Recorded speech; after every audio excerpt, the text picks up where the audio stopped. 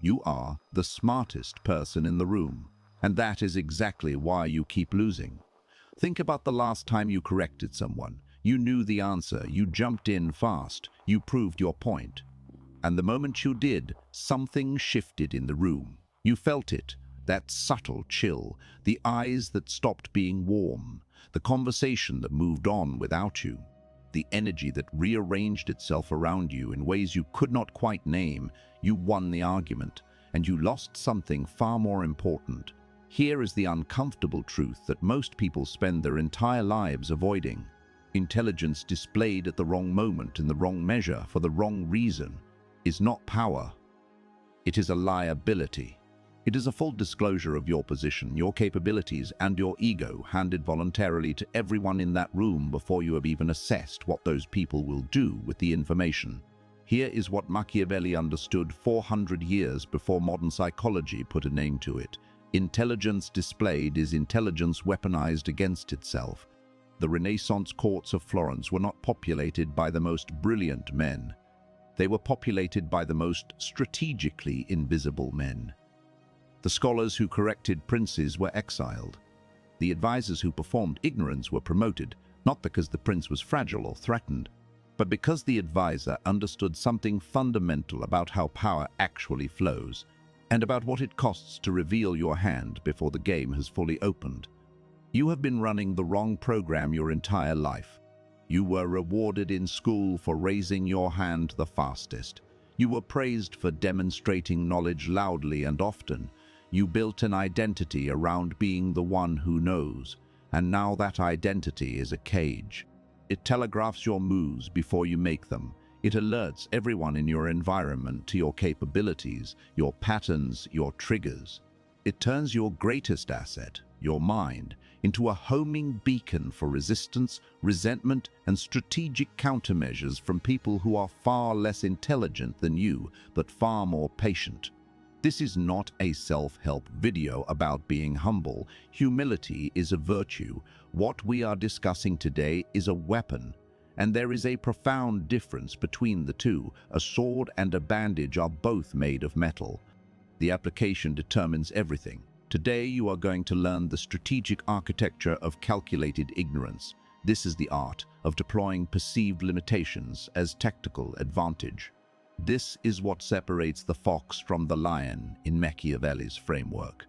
The lion crushes what it can see. The fox avoids the trap and never reveals it.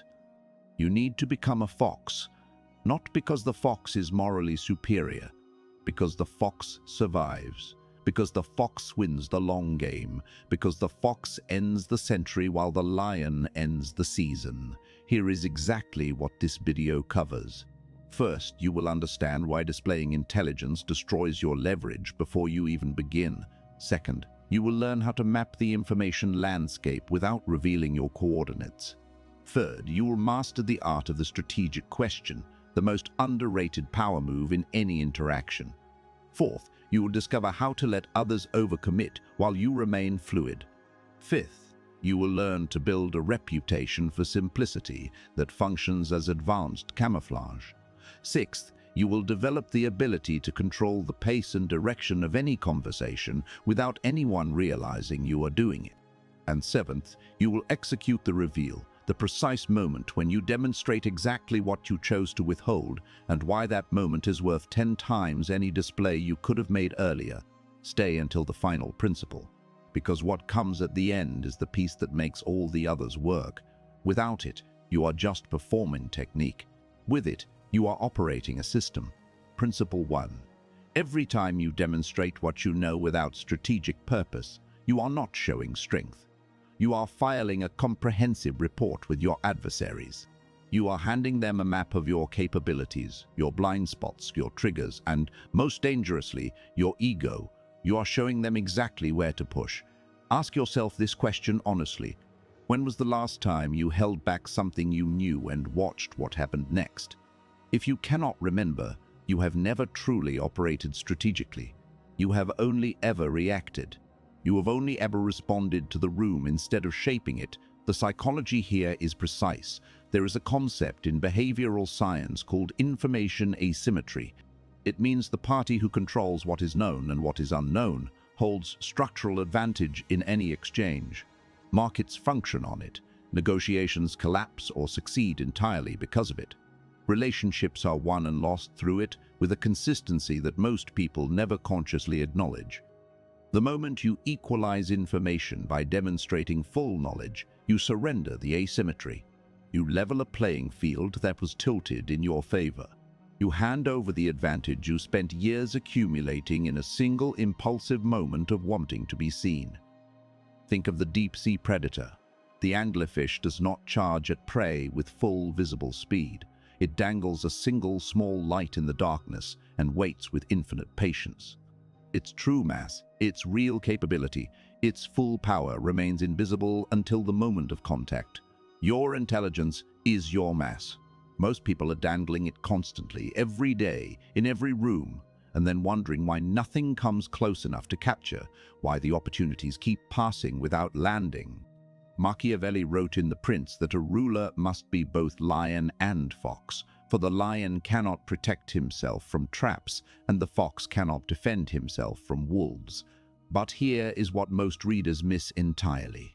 He placed the fox first in the sentence of wisdom. The fox is not the secondary strategy. The fox is the primary architecture.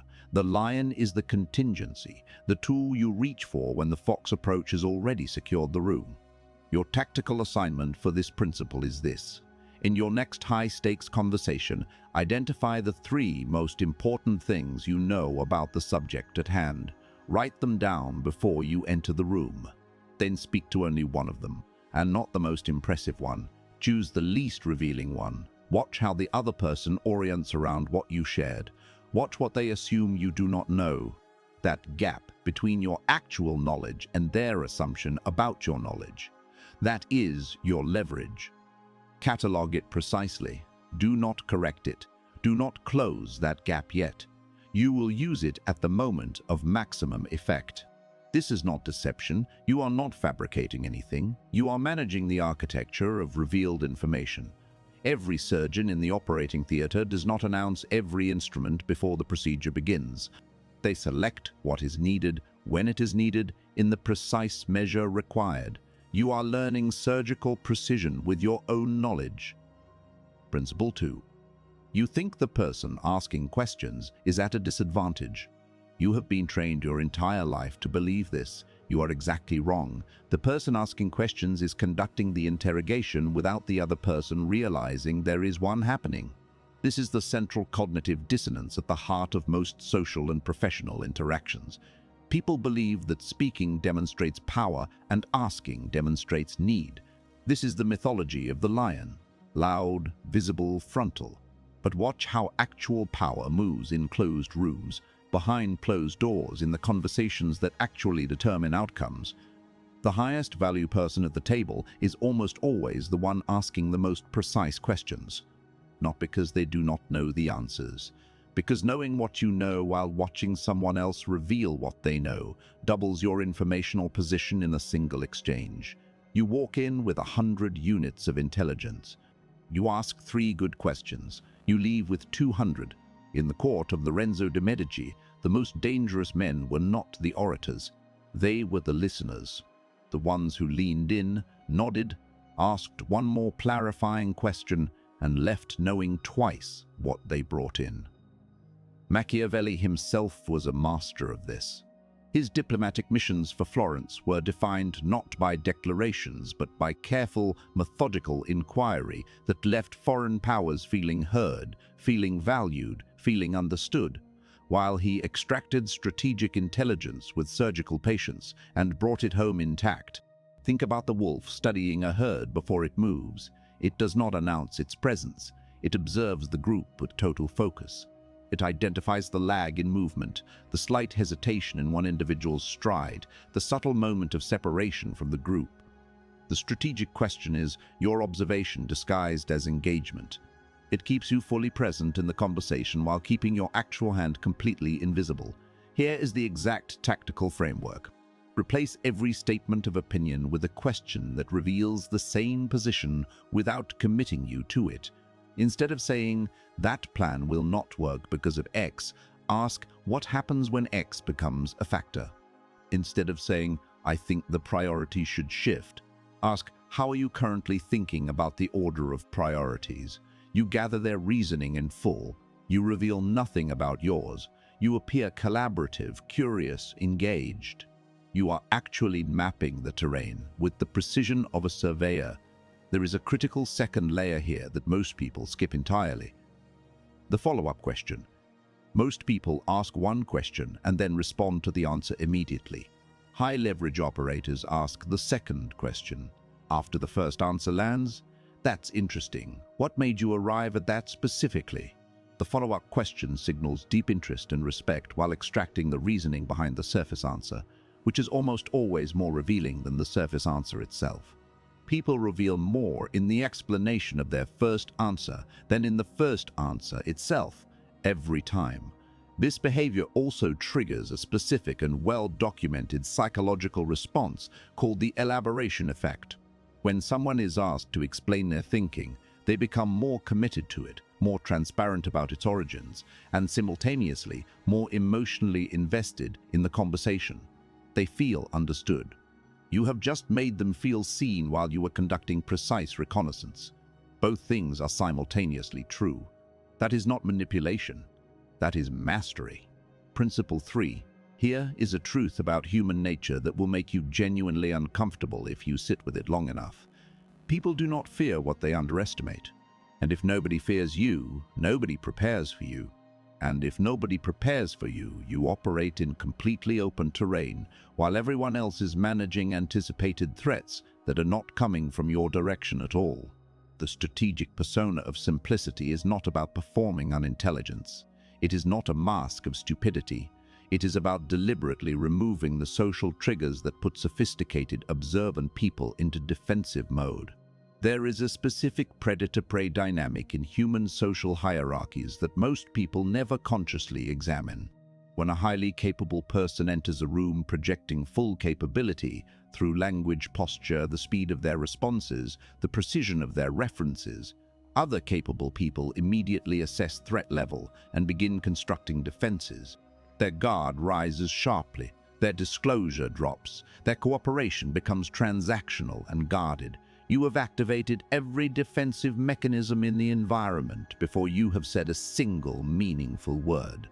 But the person who enters that same room with relaxed ease, who asks a basic question without a trace of embarrassment, who laughs genuinely and does not perform, that person causes the same sophisticated individuals to lower the drawbridge without realizing they are doing it. They share more, they posture less, they treat the interaction as low stakes. And in a low-stakes interaction with a high-capability operator, the high-capability operator wins every single time because they are receiving full intelligence from the other person while revealing almost none of their own. Machiavelli understood this through the concept he called appearing rather than being. He wrote that everyone sees what you appear to be and few experience what you truly are. This was not an endorsement of fraud. It was a precise observation about the fundamental mechanics of social perception at scale. Appearance operates on the crowd. Reality operates on outcomes. You choose which dimension to manage at any given moment. Think about water. You have encountered it, touched it, crossed it thousands of times in your life. You do not fear it when it is calm, clear, and shallow-looking. You wade in without hesitation, without mapping the bottom, without calculating the current. But the river that floods an entire valley is composed of the same substance. It was not broadcasting its depth. It was simply moving along its course, invisible in its true nature, until the moment gravity and accumulation made its power undeniable. And by then, for those caught in its path, it was far too late to prepare. You are building that river. Your tactical assignment is this. Identify 3 places in your daily environment where you currently perform expertise for social approval rather than deploy it for strategic necessity. This requires real honesty with yourself. Some of your knowledge display is ego maintenance dressed in the clothing of intelligence. Identify those 3 performances, cut them, replace them with genuine curiosity. Ask about things you already understand deeply as if you are encountering them for the first time. Watch how the dynamic shifts within 72 hours. This is not a theory. It is a field exercise with measurable results. Run it. Principle 4. Decisiveness is celebrated everywhere in our culture. You are told to move fast, commit hard, plant your flag, and never look back. And in many specific contexts, that guidance is exactly right. But here is what the culture of decisive action consistently and conveniently omits. Every early commitment is a constraint on your future options. Every public position is a wall you are now obligated to defend at personal cost. Every flag you plant is a precise target coordinate for everyone who disagrees with you, and for fortune, which does not consult your commitments before changing the terrain. The strategically intelligent move in ambiguous or contested situations is to remain fluid while allowing others to lock themselves into rigid positions. This is not passivity. This is not indecision. This is the active, deliberate, disciplined practice of watching the terrain settle and the other players reveal their commitments before you apply your weight decisively. This connects to a concept you need to internalize immediately. It is called the commitment and consistency trap, documented extensively by social psychologist Robert Cialdini. When people make public commitments, they become psychologically compelled to maintain them even when circumstances change dramatically. They defend positions they have intellectually outgrown. They pursue strategies they privately know are failing. They double down to avoid the social shame of being publicly wrong. Their commitment becomes their prison, and they guard it themselves. You can use this knowledge in two simultaneous directions. The defensive application. Before you publicly commit to any position, ask yourself with complete honesty whether you are committing because you are strategically certain or because you are responding to social pressure to appear decisive. The offensive application. When others commit early and loudly, you now understand that they have voluntarily reduced their own flexibility. They cannot pivot without significant personal cost. You can pivot freely at any time, in any direction, because you have made no equivalent public commitment. Your options remain open. Theirs are closed. Your tactical assignment. In the next group context where a decision is forming, practice the structured pause. When others are rushing to position themselves, use one of these exact phrases. Walk me through your thoughts on that. Or what would change your mind on this? Or simply, interesting, I want to think about that for a moment. These phrases accomplish three things simultaneously. They signal intellectual respect, which lowers resistance in the room. They extract the reasoning behind the commitment, giving you leverage to use later. And they buy you the time to fully assess the landscape without appearing hesitant or unprepared. This is not a weakness. This is the chess player who does not touch a piece until they are completely certain of the move and all its downstream consequences. Principle 5. You have been patient. You have mapped the terrain. You have let others commit while you stayed fluid. You have gathered more information than anyone in the environment realizes. Now comes the moment this entire strategy has been building toward, the reveal. And almost everyone, at this precise moment, gets it catastrophically wrong. Most people, when they finally demonstrate capability after restraint, cannot resist the impulse to make it a performance. They say too much. They explain the entire game. They want credit not just for the outcome, but for the strategy that produced it. They narrate their own intelligence in real time. And in doing so, they neutralize the very advantage they spent weeks or months building. They turn a precise surgical strike into a theatrical production that entertains but no longer intimidates. The calibrated reveal operates on a single governing principle. Show only what is necessary to achieve the specific objective in front of you. No more. Not a word more.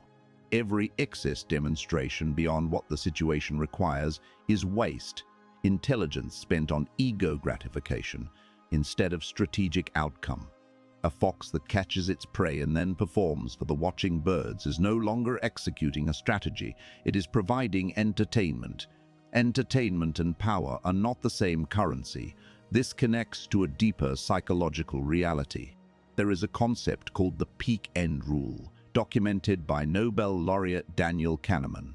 People judge an experience almost entirely based on how it felt at its most intense point and how it ended.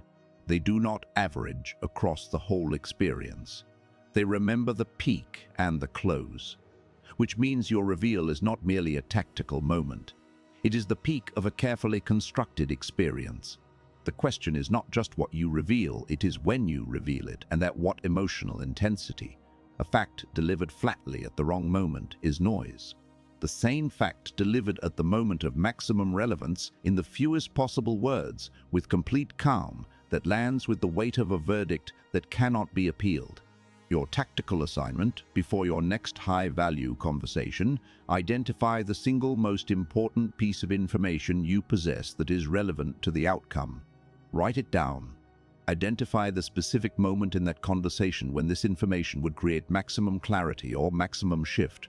Commit to not deploying it before that moment arrives. When the moment comes, deploy it once, cleanly, completely. Then stop. Let it work without narration or explanation. The silence after a precisely delivered truth is more powerful than anything you could add to it. Principle 6. Here is the uncomfortable diagnosis that most people consuming content about strategic intelligence deliberately avoid.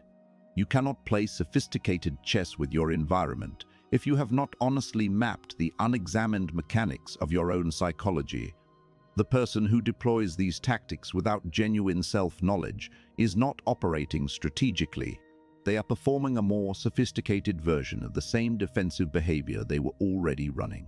And the difference between operating and performing is this: performing has an audience in mind. Operating has an outcome in mind. They are not the same thing. They produce categorically different results. Carl Jung called it the shadow, the parts of yourself you have not acknowledged, the insecurity that makes you blurt out credentials when nobody asks, the fear of irrelevance that makes you jump into conversations to prove your worth.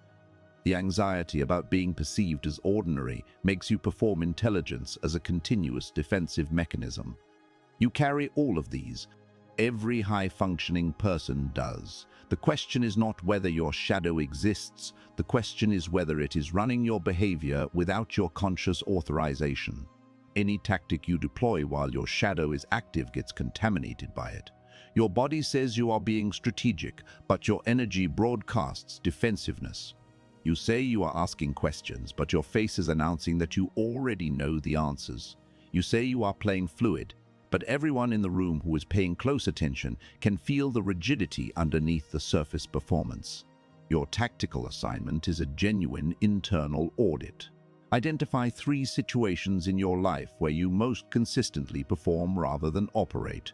Identify the specific defensive move you default to in each situation. Name it precisely.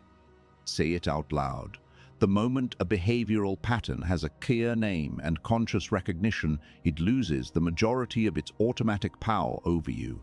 Because consciousness is agency. You cannot choose a different response if you cannot see the pattern generating the current one. Principle 7. Every strategy ultimately serves a vision. A fox that circles and waits and reads and reveals with precision is not doing all of that for the pleasure of clever movement. It is doing so because the stakes are real, the hunger is real, and the commitment to its objective is total. What is your equivalent? What outcome are you building this architecture toward? Because strategy without vision is just sophistication applied to drifting. Intelligent drifting is still drifting. Machiavelli was not writing a manual for opportunists. He was writing a rigorous analysis of what he observed in men who built durable power versus men who built temporary advantage. The men who built temporary advantages were often brilliant tacticians who never decided what they were ultimately constructing. The men who built durable power held a vision clear enough and important enough that every tactic served it without exception, and every short-term sacrifice was measured against the long-term direction with precision. Your 7-principle architecture now contains this final capstone. You understand the intelligence trap. You have mastered the strategic question. You have built the persona of simplicity as a genuine operating mode rather than a performance. You have learned to remain fluid while others overcommit. You have the framework for the calibrated reveal. You have done the internal work of shadow integration, and now you must name the vision that gives this entire capability its direction and its meaning. Write down this question before you close this video. What is the one outcome in your life that would represent the full expression of everything you're actually capable of? Not the version that impresses other people. The version that you, alone, at 3 in the morning when no performance is running and the real self is entirely present, would recognize as genuinely yours. That is your strategic north. Everything you have learned today is a tool, but tools only compound when they are pointed at the same destination consistently over time. The long game also requires something that nobody in the productivity or strategy content space will tell you directly, because it is uncomfortable. It requires a genuine tolerance for being misunderstood in the short term.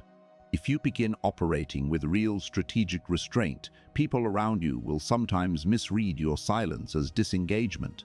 They will misread your questions as confusion. They will underestimate your capability in ways that feel uncomfortable, particularly if you have spent years constructing your identity around being recognized and respected for your intelligence. The discomfort of being underestimated before the reveal is the price of the strategy. It is not a malfunction, it is the design. Do not confuse the cost with the failure. Machiavelli did not write The Prince from a Palace. He wrote it from exile, stripped of position, reduced in status, operating from the margins of the power he had spent his entire career studying from the inside. And what he produced from that position of apparent diminishment was the most enduring analysis of power in the history of Western political thought. His visibility was taken, his capacity was not, his platform was removed, his intelligence was not. He played the long game from the lowest position available to him in the quietest possible manner, and 500 years later the results still cannot be ignored. You are not in exile. You have every advantage he did not.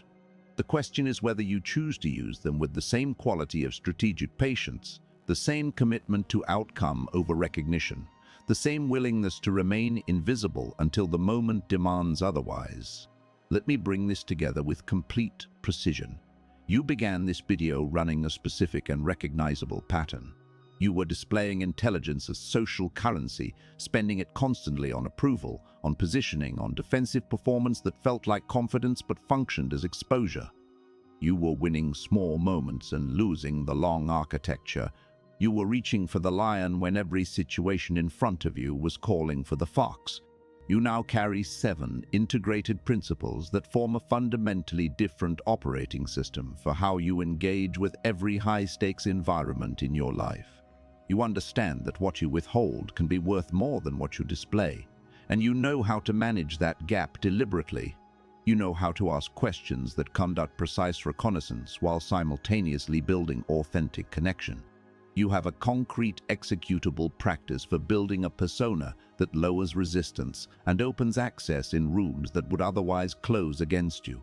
You understand the structural power of remaining fluid while others lock themselves into positions they cannot escape without cost. You have the exact framework for the calibrated reveal, the single moment when measured disclosure produces maximum impact. You have the internal discipline to clear your shadow from contaminating your tactical execution. And you have the demand that you name the vision that gives this entire architecture its purpose and direction. This is not knowledge you passively received and will forget by tomorrow. This is a system you now own. But owning a system and deploying it are separated by one decision only: the decision to actually change your behavior in real conditions, in real rooms, with real stakes, starting with the very next significant interaction you have. Not next week, not when you feel ready, the next one.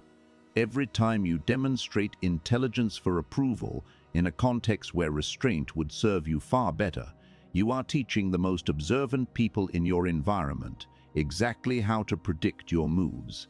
Every time you commit early and loudly under social pressure, you are exchanging future flexibility for temporary certainty.